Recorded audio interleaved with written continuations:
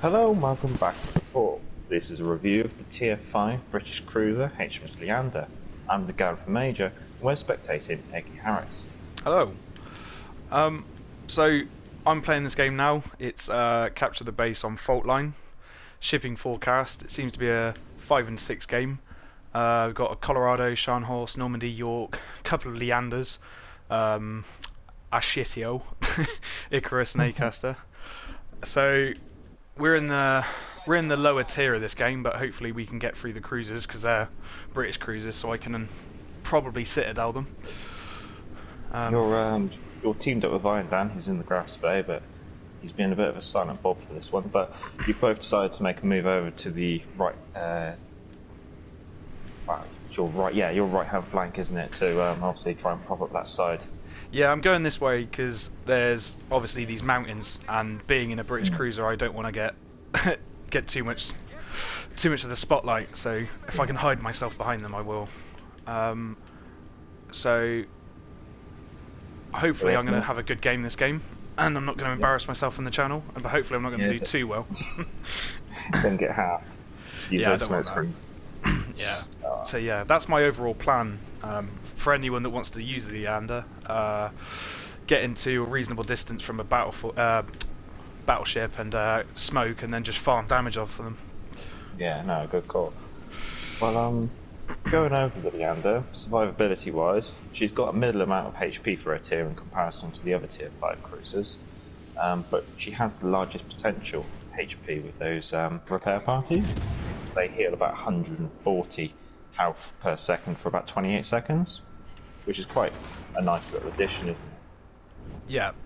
Oh, the repair parties. Yeah. Yeah, they're good. They can kind of negate some of your mistakes and make you feel a bit better about yourself. Being a light cruiser, she has very thin armour and a very large citadel, so you don't want to be offering your broadside. That's hence why she comes with the smoke screens and her very low detectability. Yeah. Yeah, they're very light cruisers. You either want to keep being like full steam ahead and angling yourself away from stuff that's shooting you, or sitting in your smoke screen and just taking out things that you can. But you don't want to be out in the open for too long, because I've had a couple of times where I've been out in the open and broadside to a few things and I just get obliterated and there's nothing I can do about it. But I've got a Leander coming up close now, so I'm going to put my sonar on, ready for this, get my guns and be prepared to turn back in. While I'm talking about that, the sonar that can pick up torpedoes for about 2.8 kilometers, and the ships for about 3.9 kilometers, and lasts for about a minute and a half. So it's quite a nifty addition. I see it's tearing into that. Yeah, I've got another cruiser here as well, so I'm going to want to try and maybe. I'm going to see if I can get round in this gap here. If not, because the trouble is those torpedoes, so I want to try and get out the way if I can. Unfortunately, this is a bit of a terrible angle. We've managed to... You may have just got away with that. Yeah, this is technical here. Gonna get a shot off and get a shot off on the York. That is a technical way to potato a cruiser into an island. That's not potatoing if you live longer. Yeah. And now I've got the perfect opportunity to farm some damage off this York and this Scharnhorst, and I can demonstrate. Using those 4 6-inch guns, which are pretty average for the tier, but you are able to get about probably 8 rounds every 7.5 seconds down range. Yeah, hopefully. Oh, that was a bit of that shot fell a bit short. In other news, I fired those torpedoes towards that Scharnhorst as the main target, but I'm hoping it might pick up a destroyer if they were still there. Yeah, that's fair. Yeah, the torpedoes are pretty average for the tier, with only about 4 per side. Yeah, but if you can get them to hit, which I may get a couple here, they can pack a punch. I'm going to start moving forward again though, because I know that the Scharnhorst has torpedoes of about 6 kilometers range, so he's probably just going to throw them into this smoke screen. So I'm going to try and get away from this. Yeah, and also you're getting very close to your detectability in smoke range. Yeah, that's also true. So annoyingly, I can't sit here and farm damage like I would want to, but I can disable some of his secondaries and then get out of the way. And Iron Dan's got Going a to kill use there. that. Going to use that very good manoeuvrability with the above average speed of 34 knots. She also has the smallest turning circle and the best rudder reaction speed, and actually probably very quick acceleration, which means you can, if you want to scoot, you can scoot out of that. Yeah, it does feel a lot more manoeuvrable than a lot of other ships. I know I've used the Oboe a lot and for being the same tier, they feel like completely different ships. I mean, obviously, I know this is supposed to be a lighter cruiser, but you do feel the difference with it. It feels a lot more. Yeah, you almost feel like a big, as if you're like a big destroyer almost. Yeah, as you can see here, I can still get some damage out. Hopefully, I might be able to nab this kill. Definitely against a broadside battleship. If you aim for that deck line, you can definitely get a good final amount of damage out of it. Yep. So I saw you're using Tennant as per almost like the same like skill tree layout as per the commander video that we've got. But I see that your inspirations wise, you've used Yamamoto and Sims. Yeah, yeah, I've gone for Yamamoto because I've got him a high level, obviously where I've used the Oboe a lot, and I wanted to have a harder punch in AP. Obviously being a British cruiser, I can only use AP, so I might as well get the most of it. So yeah, I went for Yamamoto for that. I went for William Sims also because he's a high level, but he gives me an extra bit of health, and again with British cruisers being a bit weak, sometimes if you mess up, I want to have as much health as I can to try and yeah, I can see that Sims build is probably giving you about an extra 1,400 health actually, which is quite nice. Yeah, it's pretty decent. I've got yeah, he's level 15 too, I think. So he adds 340 per tier, I think. So I've got a reasonable amount, about 1,500. That's good. Oh, there goes down Iron Dan. So at the minute, we're capturing their base. Yeah, no. Hopefully, it could be actually quite a quick game here. They've got 3 destroyers and 2 battleships. Something's spotting you from around here, so it's got to be down from the front. There was a destroyer that I was shooting at. I think it was an Icarus. I did see the A-cast around there as well, actually.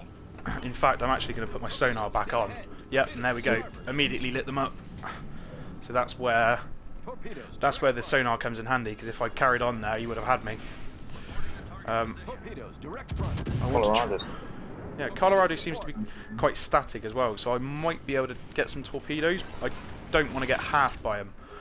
No, and he's definitely started to look at you as well. You've got your space room available. Yeah, in fact, I'm actually going to use that. So, as you can see there with my Tennant build, I get the indicator next to the spotting eye that tells me I've got torpedoes to port. No, that's right, they're fine. Yeah, I actually know how many people are looking at me, so I can change my gameplay sort of in response to that. But yeah, you can adapt. But if you know who's looking at you, it's quite a nice ability. If you rely on it, which some people do because you can get it every tier, it is a nice ability, especially in the lighter cruisers, to try and mitigate who you're going to take damage from. Yeah. However, I have had a couple of games where I've suddenly filled my trousers when it says I've got 5 people looking at me at once. So it can be a bit frightening. Especially in a British cruiser, that is a situation you don't want to know you're in, almost, isn't it? Yeah, exactly. I'd rather just die and then realise afterwards. Yeah. So this Colorado's pulling round this mountain, so I'm going to try and go forward and try and pick on these 2 destroyers that have clearly just gone into their base to defend it. So yeah, because even though it is only AP, British semi-armor piercing, so it actually does do quite a good job against destroyers, shredding quite quickly. Oh yeah, I can see his guns aiming at me there. So I'm going to want to try and pull away and hope I don't get halved. Oh, that hurt. That could have been a lot worse. Yeah, that could have been. But it was worth it to try and get over here and get these destroyers down. Hopefully we can try and get the base if we can get rid of them. So all 3 of their destroyers have pushed over to the base. Yeah. Yeah, map. So yeah, you can see there, even at this range, I'm getting penetrations. I'm getting. Oh god, there's 3 destroyers. Yeah, if you can push them with your sonar, you should be able to farm them quite nicely. Yeah, that's the only trouble. I have used my sonar. That's the only problem I've got. But oh well. In for a penny, in for a pound. Using Tennant's fully packed builds will enable you to get the additional smoke repair party and sonar. Yeah, yeah, it is useful, especially in games where they go on for the full duration, kind of like this one. You want to have as much resources as you can, as many resources. Sorry, got my Confederate there. At least you now know the enemy battleships are all gone now. It's just these 3 destroyers left. Yeah, that's true. So that's the very worst that could happen is if I go down, the rest of my team can hopefully pull it off. Yeah, I mean we're currently stopping them from getting points, obviously from being in their base. So the longer I stay alive in here, the better. So it kind of hopefully looks like we've secured the game already. It's just playing for pride and damage. Yeah, because that's the nice thing about capture the base. Isn't it? Sometimes it's not actually about just like getting the capture. Sometimes it's about contesting it as well, because it still means that you're earning points off of your base while they're not. Oh, it's turning into a bit of a sticky game now. I have to try and choose my targets. But hopefully, if I hit my shots there, you'll see that I can. Found some damage out of him. Yeah, it's not too bad. Something's shooting me from that side. It's turning into a like a matrix of torpedoes now. Just gotta hope they don't hit you. Yeah, I really hope not. But I might be taking one at the prop shaft. Yeah, there we go. It's bound to happen. But again, with my repair parties, I can hopefully try and get some of that back off. Get some of my health back. Yeah. So now I've got my sonar back. I'm going to put that on immediately. And there's my first kill of the game. A bit late, but you know, I can only kill what's there. Well, the nice one about this game is it's not all about getting those kills, sealing the deal. It's all about getting the damage. Oh yeah, definitely. And I mean, I know we spoke about this before, especially with Man Bobs. It's more about enjoying the kills you get and the situations you have that makes the game a lot more fun. Instead of just getting a high KD, I tend to not worry about it as much on this kind of game. So that's going to be the shadow over there. Yeah. The good thing is these fires don't seem to be lasting very long or doing much damage. I can kind of let them burn.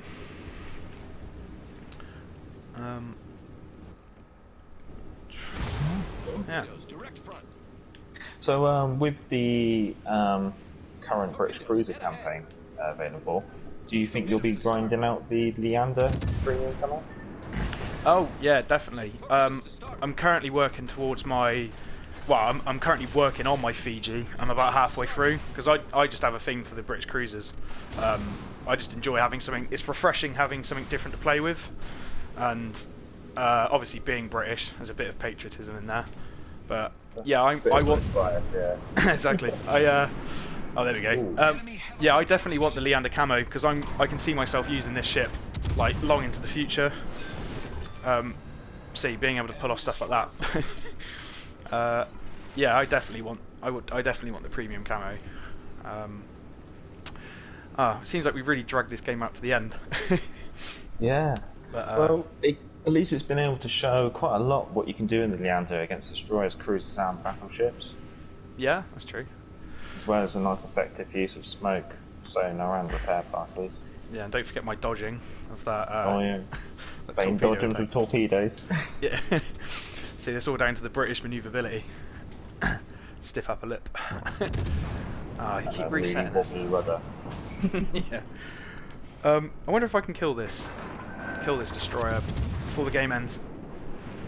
I should be able to. The nice one that I'm just observing while we're doing this is the dispersion of the shell. They fall in a very tight cluster as well, which probably makes them quite good for shooting destroyers, because if you aim more right, you know you're going to get the full body on target. Yeah, definitely. Just trying to rush out my last shot, but I fell a bit short. But Felt like a good game. Hopefully Yes. it was informative and entertaining for the viewers.